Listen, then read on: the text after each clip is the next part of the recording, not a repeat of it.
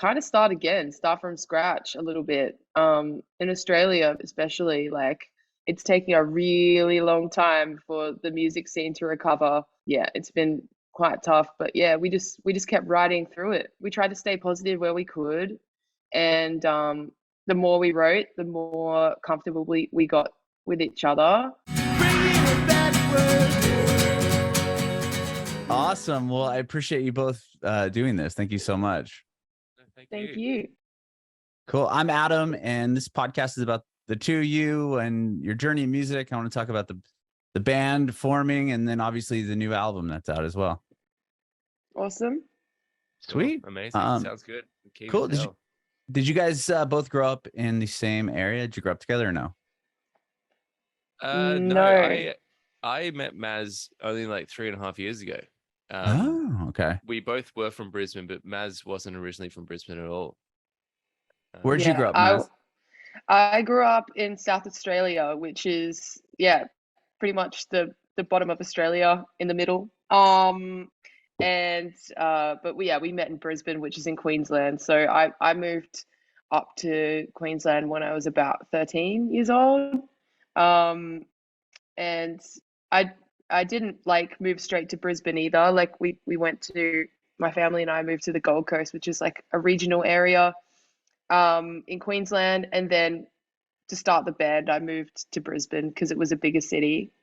But yeah, James wasn't even born in this country. Oh, okay. Well, I want to get your story too, but I'm just curious. Did you move to Brisbane to join this band, or you just moved there for music and eventually this band? Yeah, I moved there to start something. I knew that I wanted to like make music and I wanted to pursue a project. And I'd been writing a little bit by myself and things, and I'd been playing in bands, not as a vocalist, but like as a bass player and things. And I just felt like I had a better chance of finding my people if I moved to a bigger city. Mm-hmm. And it proved to be true, because obviously I met some incredible people that I started the band with. And Gold Coast is a very like barren place for creatives. Like it's getting a bit better like now, like years have gone by and it's slowly picking up, but yeah, it's a very small coastal time. Like it can be quite isolating, I suppose. But if you want to start like a yoga place, then you're probably the place to go, you know? Yeah. Oh, that's exactly. The spot. Okay. It's laid back like that. Yeah. Oh, 100%. Yeah. Like, very touristy, lots of tourists around. Well, not recently because of COVID, but it's generally known to be a tourist place. Okay. I'm from San Diego, which is similar in the sense that it's more of like I don't live there now, but I moved to Nashville, but like it's that same vibe where it's like it'd be a good spot to open up a yoga studio or something like that. Yeah, absolutely. It's not quite LA, and it's not obviously it's that's interesting that you describe it that way. Well, how did you get into music then, Maz? I grew up with it all around me. My dad's a musician himself. Oh, cool. And my grandma was a musician as well. So it was just kind of normal. I grew up like going to my dad's sound checks and stuff like that. And I started playing a bit of piano when I was like 5 or 6. And then I got bored and just did kid stuff for a couple of years. And then I picked up bass when I was like 11. And then started to teach myself guitar after that. And then, just kind of went from there. And I'd always been writing songs like since I was like 12 or something. But I didn't really take it very seriously. I didn't really see myself as a songwriter or anything. I just did it for fun. And I like never wrote anything down because I never had the patience for it. I'd like get home from school, I pick up a guitar, write a song, and I'd be like, that was cool. Anyway, I'm gonna go eat dinner now. And I would just like let it all go. Like it was just kind of this like I didn't take it seriously at all until I started this band, really. Interesting. And you said your dad's a musician. Does he like I mean, the songwriter as well? No, no, he's just a drummer. Oh, that's Not cool just a though. drummer. He's just a drummer. That's so He's great. no, he's a drummer. Yeah, and he's he's been playing in bands since I was a kid, and so yeah, it was really cool like growing up that way because it was just very normal. Very art like it's strange that like my family are very like they're tradespeople. They work in like hands-on activities. Like my dad was a cabinet maker, Hmm. so it's like carpentry sort of thing. Sure. um but then like there's always this massive like creative like um musical side to us as well, so it's kind of like it's a mixed bag of things. Yeah. Well, building is creative, right? I mean, to be able to build Exactly. the cabinets and do all Yeah, that is pretty takes a certain mindset. that's Um, it. so at what point I'm gonna get to you, James, I promise. I'm just No curious, like so stress. we can pull the both together here.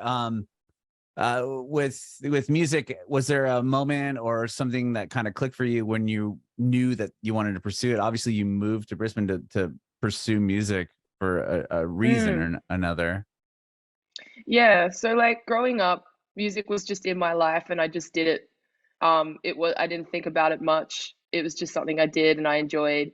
And then I kind of flicked a switch in my head when I was about 19. I 19, 20. I was at a music festival here in Australia and I remember I saw it's a festival called Splendor in the Grass, and I'm not sure if you've heard of that before, but It sounds it's quite familiar, but I don't know the festival. Like, yeah, it's quite a big festival in Australia, and it goes for 3 days. Anyway, wow. I was there, and I was just watching a band play, and I don't know what kind of happened in my brain, but my head just said to me, I could do that. Like, I want to do that. I want to be on that stage, and I want to be on that stage in 5 years' time. And I actually ended up doing that, which was really cool. Wow. In that time, I don't know, it was really strange. And from that moment on, I decided to pursue music really seriously because I just had a voice in my head just tell me that it's what I had to do. So it's just kind of, I just followed that feeling. And then the more I followed it, the more passionate I got. And, and here we are almost 10 years later doing the same Wow. thing. Yeah. Do you remember the band that you were watching?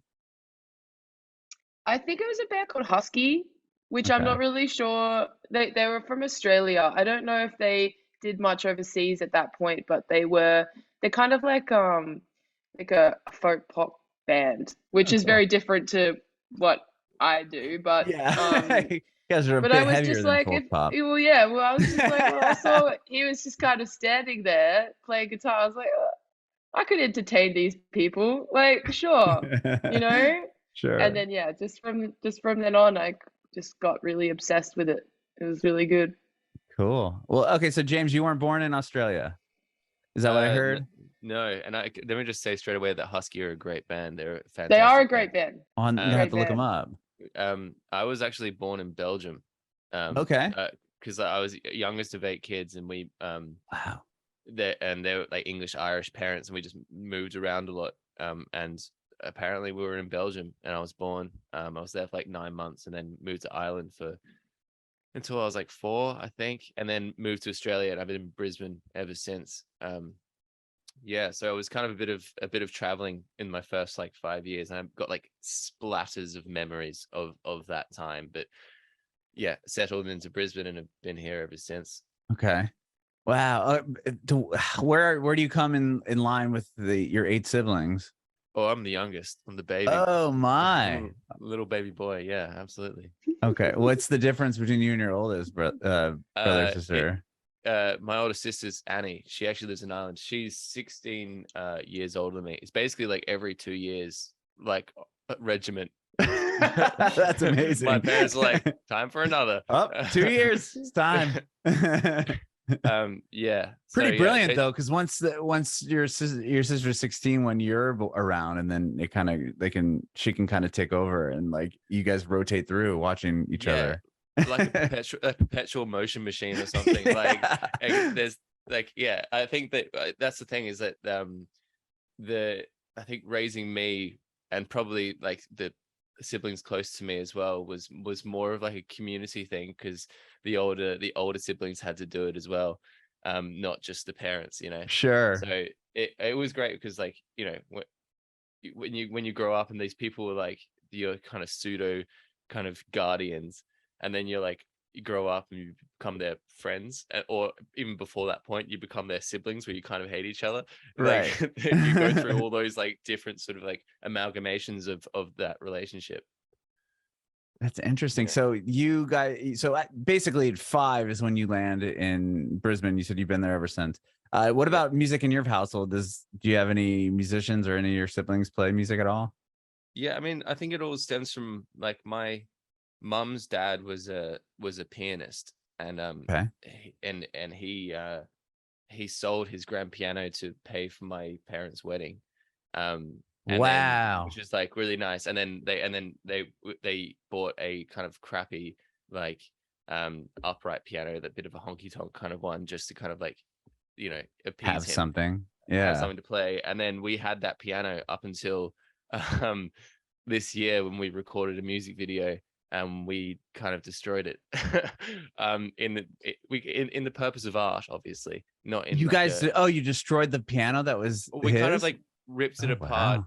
We got donated by my family, like Okay. lovingly, and we kind of were like, hey, this piano's out of tune, and it's like the strings really old, and because it's so bad, you can't actually we can't actually do it up and make it sound good anymore. And the parents were just like, we'll donate it to you for this film clip, and it'll be forever immortalized in this piece of thing. And I was like, that is actually a really beautiful thing. Yeah, I was And gonna say, now That is you have it beautiful. forever digitally. yeah, exactly. And it's always going to be a part of the story of this album and this band. So that's, I Mm. mean, to me, it's better than just kind of rusting, not getting played in the bottom of their house. You could sell it back to him as an NFT. Unfortunately, it's in the dump at the moment. It got taken to the heap. uh Yeah. no, the photo, the NFT of it Oh, yeah. anyway. True, yeah, absolutely. Okay, so the piano was in the house. Where did you start off as far as My music? yeah, my father was a keen musician, so he always played guitar. His actual main instrument was the clarinet, and he was in Oh, a cool. clarinet four-piece in in Southampton, and back in England. And so he just always he played piano, he played clarinet, he played guitar. And then just at an early age, he tried to get me to play piano, and it wasn't really for me. And then I picked up the guitar. And yeah, it was definitely my instrument. It was the one that I was destined to play, I think. Mhm. Um, yeah. How long, or how, not how long, but how old are you when you started playing guitar? I must have been like 8 or 9, maybe, Wow. something like that. And it was just like the oldest brother in the family, second in line, Thomas. He was like a kind of a hippie kind of guy. He was living in this suburb called West End in Brisbane, which is just like filled with these kind of bohemian type people. And he played guitar, and he taught me all these like folk and what do you call it, like rebel songs kind of things, like, you know. And he taught me how to play all the chords and sing and all that kind of stuff together. So it basically, from lots of people in my life, I've just been surrounded by music and surrounded by different types of music. Yeah, from that age. Did you play in any band? I mean, you're already in Brisbane, so you didn't move to pursue a career in the industry. So, did you play in bands and stuff growing up?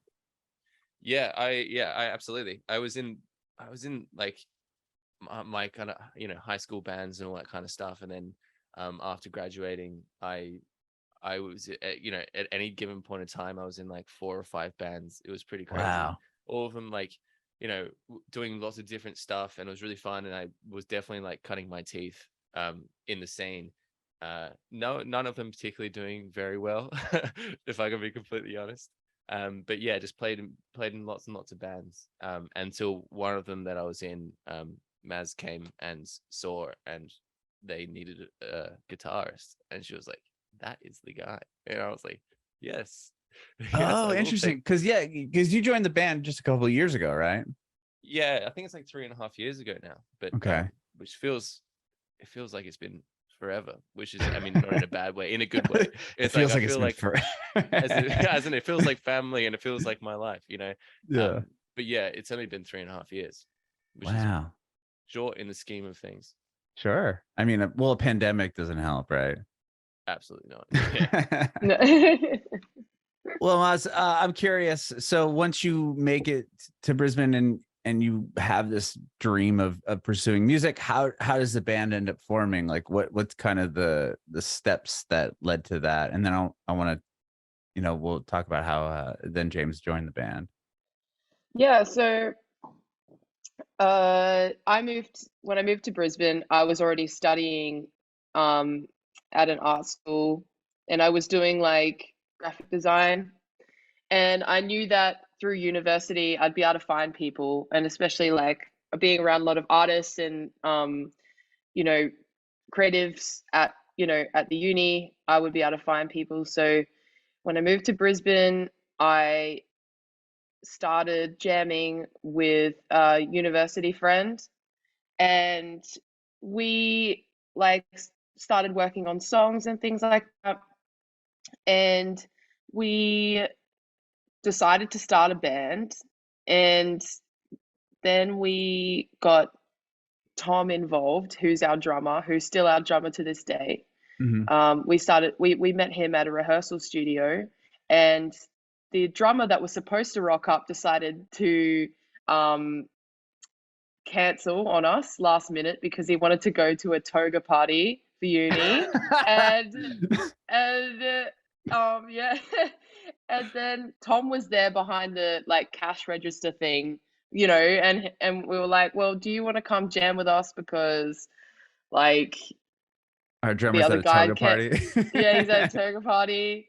What a mistake, might I say. I was just about that. Better have been the best damn toga party he's ever been to. Yeah, it better have been, honestly, because he missed quite an opportunity. Yeah. And so we just started jamming from there, and then my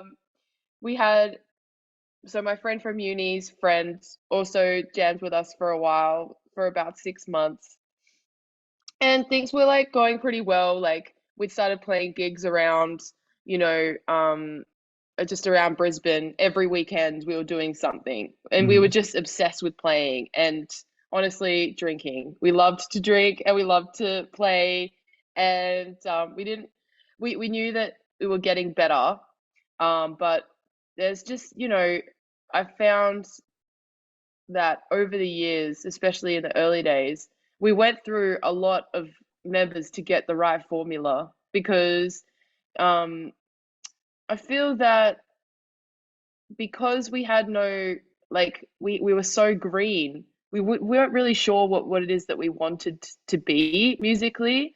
All we knew is that we wanted to play. And me in particular, what motivated me the most was performing. Like I said, at that point, I still didn't consider myself a songwriter or anything like that.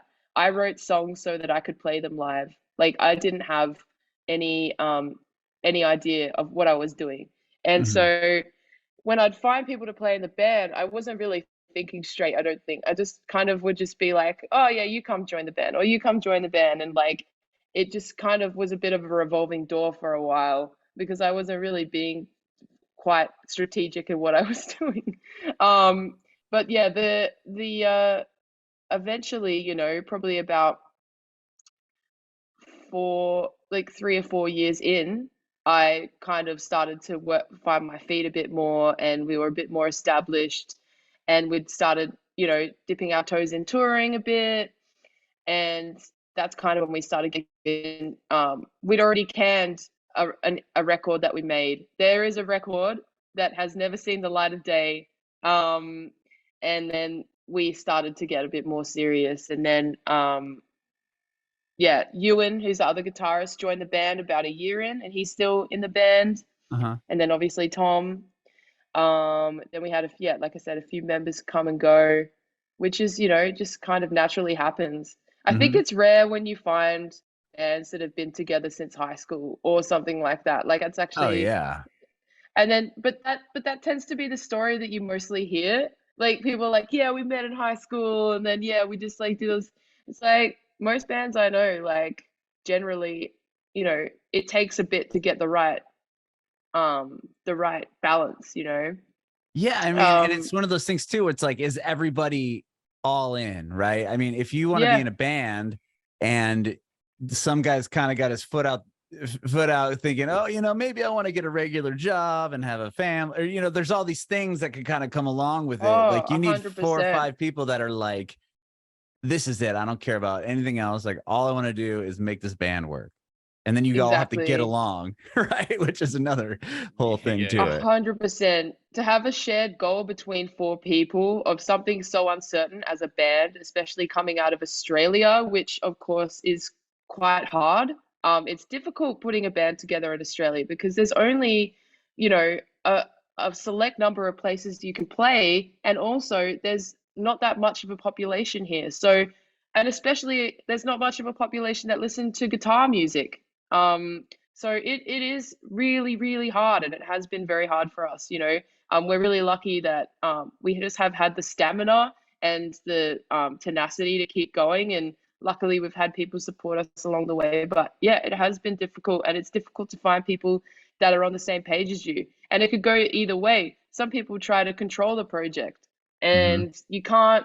You need to be able to have a democratic attitude. You can't have, like there's definitely a centralized creative direction, but you've got to be able to get along, and you've got to be able to have, understanding of, other people and where they come from and all that sort of thing.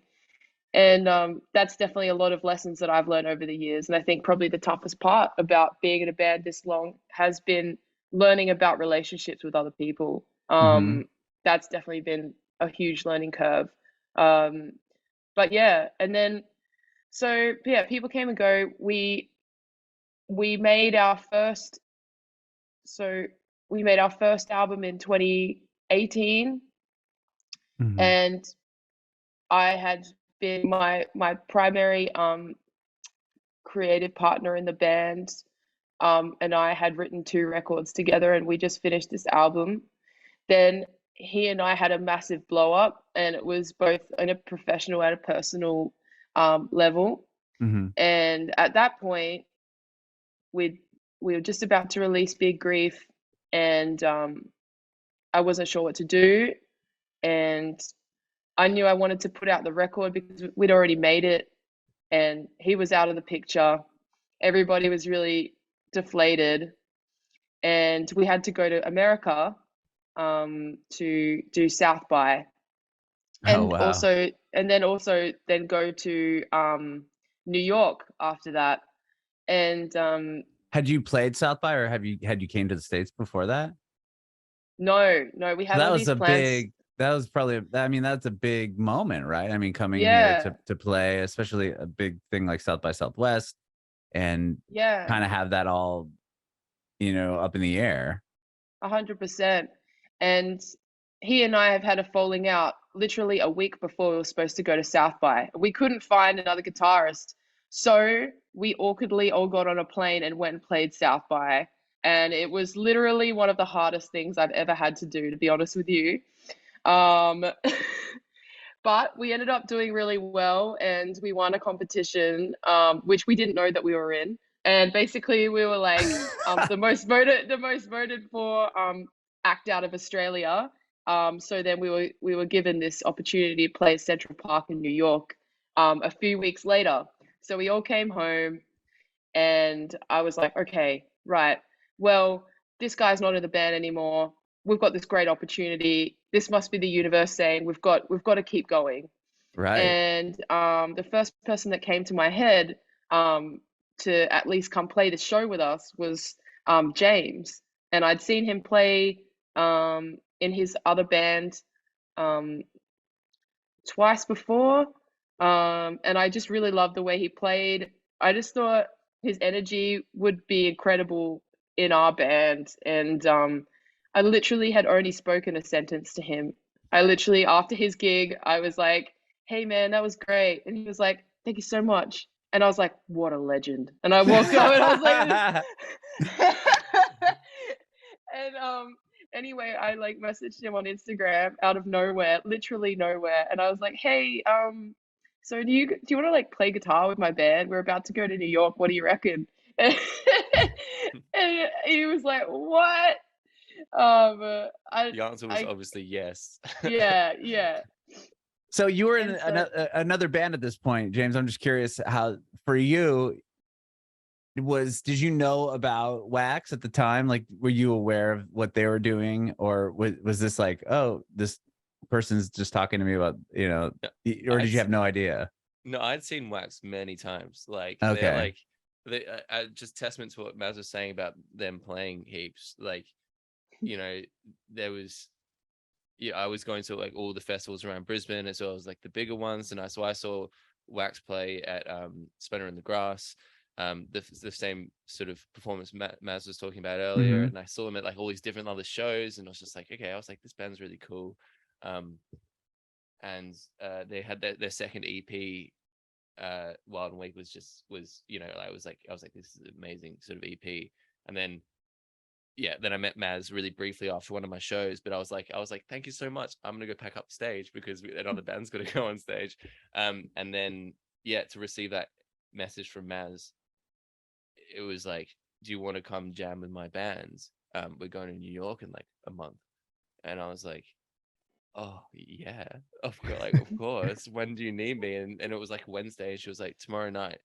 And I was like, oh, okay, all right. And then I met Maz and Ewan, the guitarist, and then they were like, come to rehearsal on Saturday morning. And then by Saturday morning, I'd like learned every single one of the songs because I wanted to be like, you just stayed up all night learning them. Yeah, I was like, don't get anyone else for the job because it's mine. And then and I guess that's also, we got on really well. So it was just like, I don't know, right place, right time in that situation, to be honest. Were you just playing? Were you like, did you just have a bunch of bands going, or was that band like, was it hard to leave the band that you're in, or what was that conversation like? Was it awkward? Like, oh, hey guys. Well, yeah, like it was weird. I was probably in 4 bands at that time. Oh, wow. And then as soon as I sort of went with WAAX, I said to 2 of them, and was like, sorry, I can't play anymore. I was playing synth in one, and the other one was like a band that's still on and off in my life, but it was always just a bit of a fun thing.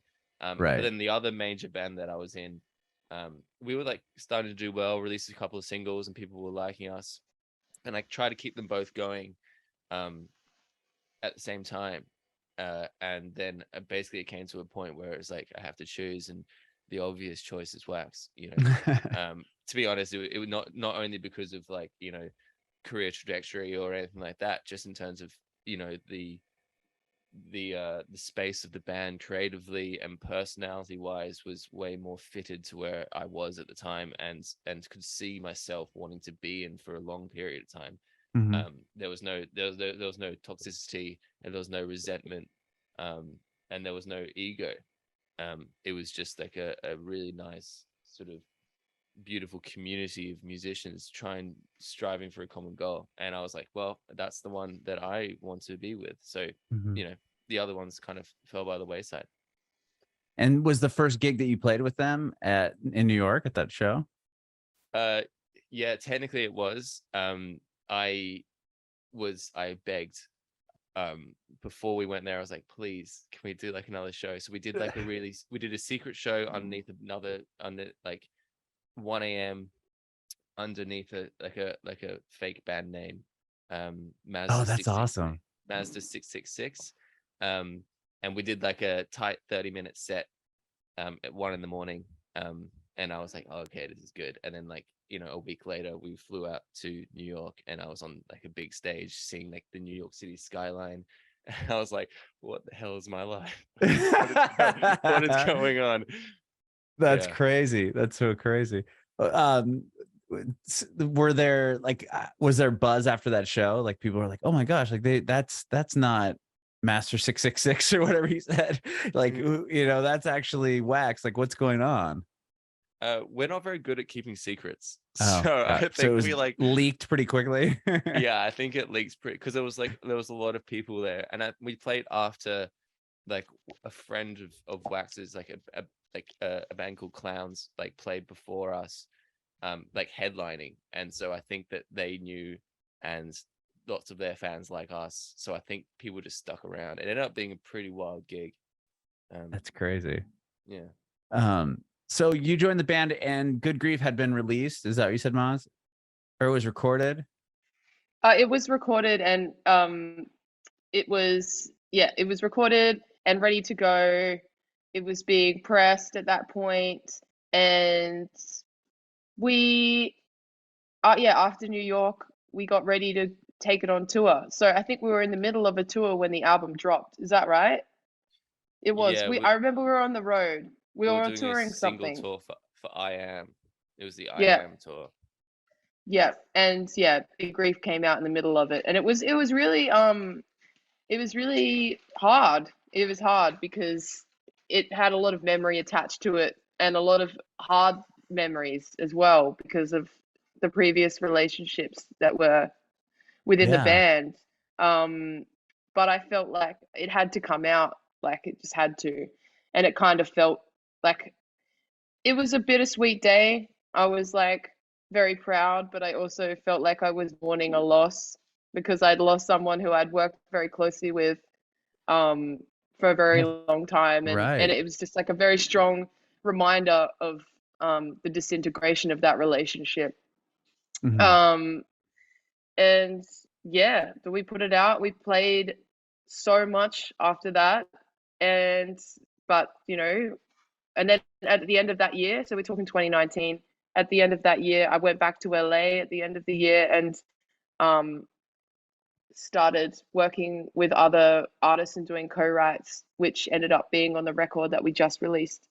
Okay. So, and James and I had worked together for the first time creatively as writing partners as well. So it was really exciting because we worked out that James and I could work really well in a writing sense as well. So so basically, so it didn't all just fall onto you then, like, okay, now I don't have the other half of this, and then am I gonna have to write everything? Yeah, I mean, I thought that at the beginning, like I was like, well, I can do this, like I'm not afraid of it. But I do feel like I like to work collaboratively, and that obviously goes to show because I am in a band. I get out of my head a bit more if I'm around others and have other, people's like ears on things. But yeah, I mean, it was a complete fluke that not only did James fit into the band personality wise and his playing style was incredible, but we could work together in a writing sense as well. So it was one of those great, miracles, to be honest. Like him joining the band is one of the best things to happen to us because I feel like we probably might not have made it. We might not have continued because there was just too much trauma in the previous years, and I didn't know if I could carry that, and I didn't know if I could like walk around with that.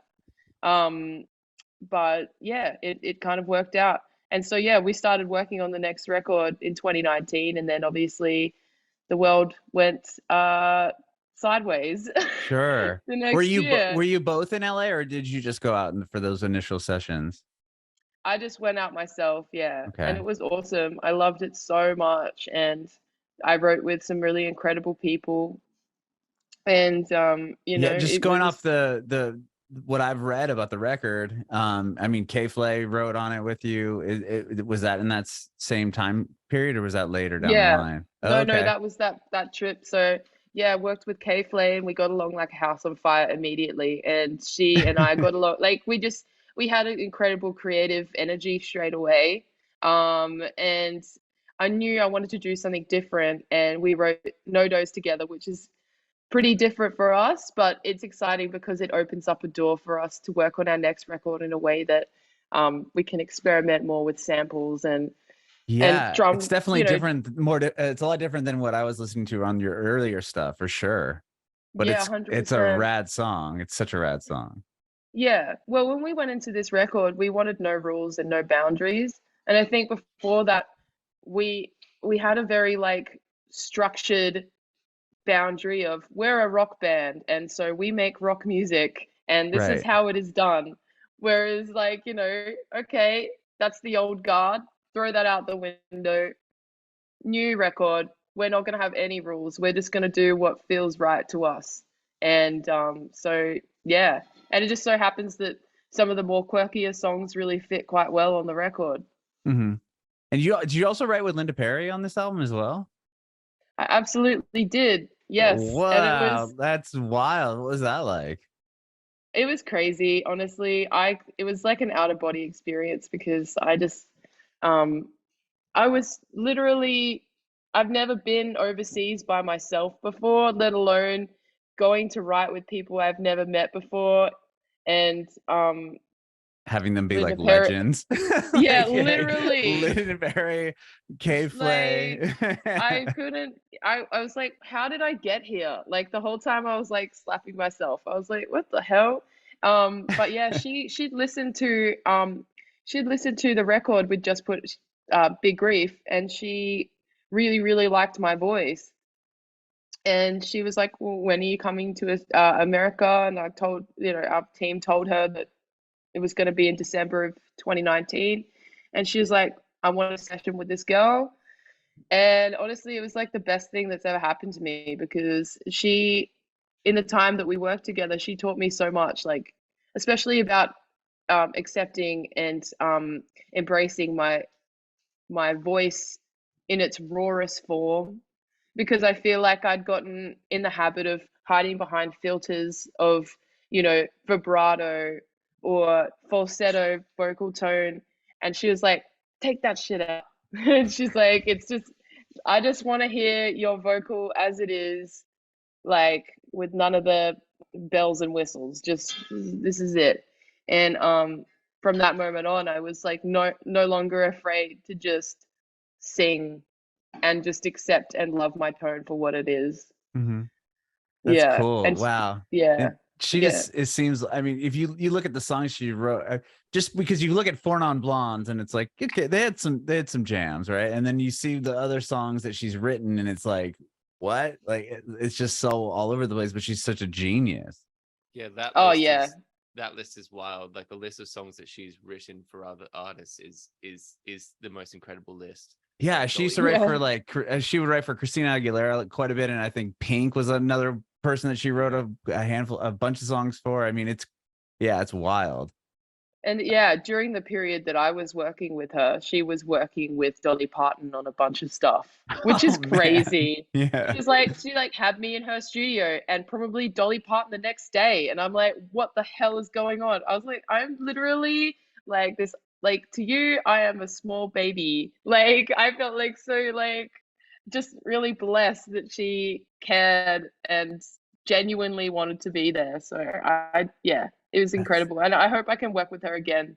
That'd be awesome. yeah. Wow, what was it like, James? Now you're in the band, and you have to kind of jump on it and take the role of, as a writer as well, right? And did you have any like interest, like how are you feeling when that happened? Were you like, were you nervous? Are you worried about what you're going to bring to the table, or changing the sound of Yeah, the band and having your fans be like, like yeah. the band changed or whatever?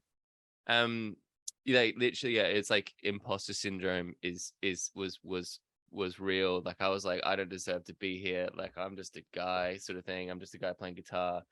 And then definitely, I think you can sort of, if you knew the chronology of the songs that Maz and I did together, or even the songs that just was involved in for the album, in terms of guitar lines, they went from being quite waxy because I was scared to sort of impart my own style or my own sort of writing, like guitar wise on it, and even just like influence wise on it. Mm-hmm. And they were kind of like, like Most Hated Girl is quite similar to in structure to like songs from Big Grief and stuff like that. But as we kind of got rolling, and maybe my confidence grew, and maybe just our relationship, like mine and Maz's relationship in writing, or even just the whole band getting comfortable being like, hey, we're doing something new and let's embrace it. I think the songs started to get a bit weirder and a bit like we're experimenting with sounds and experimenting with time and experimenting with just like, you know, chords, and not really, we don't have to hide behind big riffs, and you know, we don't have to be brutal all the time. We can kind of be, you know, playful, and we can be, you know, sarcastic, and that goes for every single part of and every single aspect of every single song. I don't know if you compare like Man Like Me, you know, it's kind of just like a pop rock song with like Maz's kind of sarcastic lyrics, and that wouldn't have fit maybe back in the previous WAAX era or something like that. I don't know. I definitely had imposter syndrome, but then when I got the confidence to sort of like impart my own self on it, I think that for me, that's when I felt that the band's sort of, well, obviously from my perspective, but it felt like the band was like moving away from what we were doing, and just trying to make a new album of new sounds and new ideas. And when you guys released that record, were you worried at all about how it would be received, if with changing the sound a bit? Yeah, to be honest, I fell in love with the record. Like we wrote it, and I was like, this is the best thing that I've ever done, and this is the best thing that I'm so proud of it. And then there was such a long time between it being finished and it being released that I didn't listen to it for ages, and I listened to it again, without sort of the glossy sort of rose-colored tint of a new sort of song or new album, and I was like, oh, this still holds up. And even if people don't like it, I think it's great, and that's all right. And I just try to separate myself from the audience, or at that point, and just trust that they'll find something that they like, and they seem to have, which is good. Oh no, I mean, it's an amazing record, and it's doing really well. You said you guys had the record finished, and then it took a long time to put it out. Like, where was? It sounded like, Maz, you were in LA writing, and then the pandemic hits when you were still in LA, or you had headed back home, and then how does that affect the album then? I was already back home before the pandemic hit, like, so, Okay. yeah, I guess I was more, yeah, we were just, I don't know, we just kept writing through it, even when it was really hard, and like it was a stressful time because it was our first moment to go overseas. In 2020, we were supposed to go do a big like UK and US and everything, and we were at that point in our career we were ready to take that next step, and we were really making big strides. And you know, through COVID, we've had to, you know, kind of start from scratch a little bit. In Australia, especially, like it's taking a really long time for the music scene to recover. And it's just like it's been quite tough. But yeah, we just kept riding through it. We tried to stay positive where we could, and the more we wrote, the more comfortable we got with each other, and it was really great because yeah, James really encouraged me to let my personality shine through the lyric, because I feel like with the previous record, it was very much about the other person. It was like, I'm upset with you, you suck, this is crap. Like it was very much like, I hate the world. Whereas like this record is more introspective and kind of funny in places. And that's kind of me. It's like, it can be like, I feel like this record really paints a picture of my personality, which is really exciting because, you know, I can show it to anyone and be like, look, I'm not really good at explaining myself emotionally face to face, but if you go listen to this record, you'll be able to understand that I'm a bit nuts, and that's just how it is. And yeah, but it, you know, we had a lot of fun with it, and it was really, yeah, it was a really nice, easy experience, even though like we were living through a pandemic, which sucked. But sure, yeah, yeah, I think that the like COVID really stunted our, like, obviously playing live and that kind of live aspect of the band, but actually having the extra time and the less pressure, like no pressure to release an album because there was no point of releasing an album during COVID really. right, Having that extra time sort of allowed us to become what we are like now. Like if we'd stuck to the original plan, which was probably like do these big tours and then have another album like recorded by the end of 2020, we would have released something completely different. But yeah, it wouldn't I have been as researched or yeah, like, yeah, well, I don't think I think we would have written it and then we probably wouldn't have found, we probably would have come to this point where we found ourselves later on and been like, oh, maybe we should have taken more time with it or something. Because I think that a bit of a reset kind of helped in that regard. But I mean, not obviously not financially or for our live shows or anything like that. But yeah, for the album, I think that the bit of the reset was actually, you know, a yeah. blessing There's in things on disguise. the album that maybe wouldn't have made it there, or concept, or things that you had were able to record that maybe wouldn't have happened if it weren't for the time that you guys had together. Yeah, maybe it's like a comfort thing, like, you know, like Maz and I's like writing was still really fresh when basically when that happened. And Mhm. um by the time we got around to sort of writing most of the songs, we'd have been writing together for a year and a half, and there was like, we sit in a room and there's no sort of there's so much comfort and so much like where it's like Maz's sister to me, and we can just like say anything, and there was like there's no judgment and there's no this, there's no that, and we can just kind of whatever happens. Mhm. And if you know, there was no pressure to it as well, so we kind of didn't feel compelled to we have to get a song done by the end of a session or like that. We just kind of wrote and wrote and wrote, and then we were like, oh, these are the songs that keep on standing out to us. And I think the blessing of time was because like allowed that to happen. Mhm. For sure, for sure.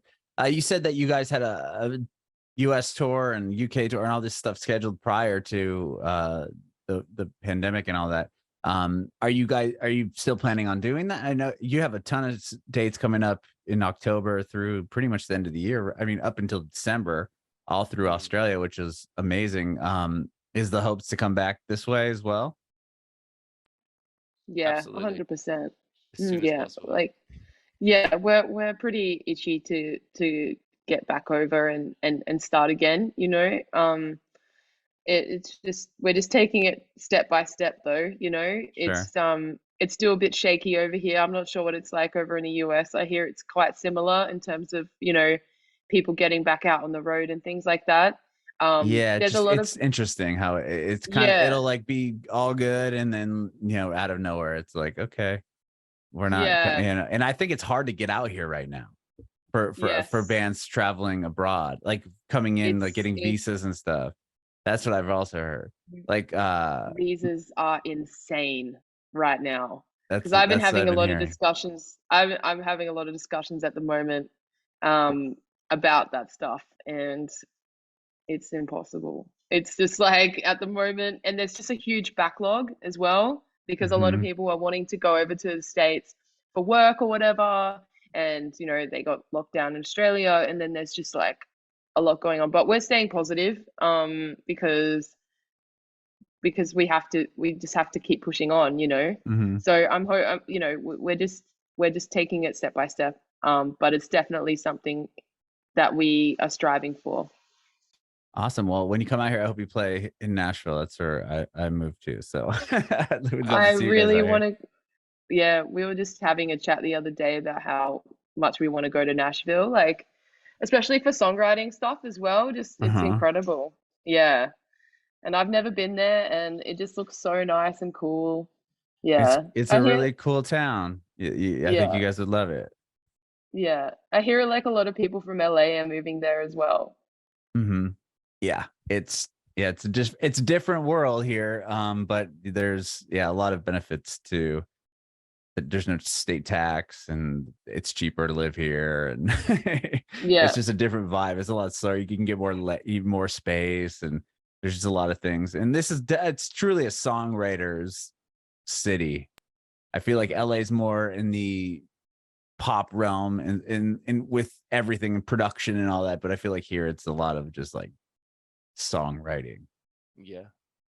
But well, thank you both so much for hanging out with me today. I appreciate it. Of course. Thank you so much for having us. Yeah, I do have one more quick question before I let you go. I want to know if you have any advice for aspiring artists. For me, I would say trust your gut because it's always right. A lot of people will try and tell you which way you should take your career, but I think at the end of the day, you know what's best for you, and you need to know when to drown out the voices if they're not aligning with you, and to surround yourself with people that lift you up rather than bring you down or make you feel any less of a person. It's important to have positive people around you and in your team. So that's my last piece of advice. Love James? it. I guess like advice for aspiring artists is probably the same advice I give myself on a day-to-day basis, which is like, remember why you're doing it. You know, you're doing it out of love and the joy that it brings you, not about any materialistic or long-term gain. So you know, just keep going. If you love it, just keep going. And if you're feeling overwhelmed, if you're feeling burnt out, take a step back, and try and regain that sort of spark that you initially had, and then you know, that cultivate that fire, that flame, and let it happen. But just keep on going.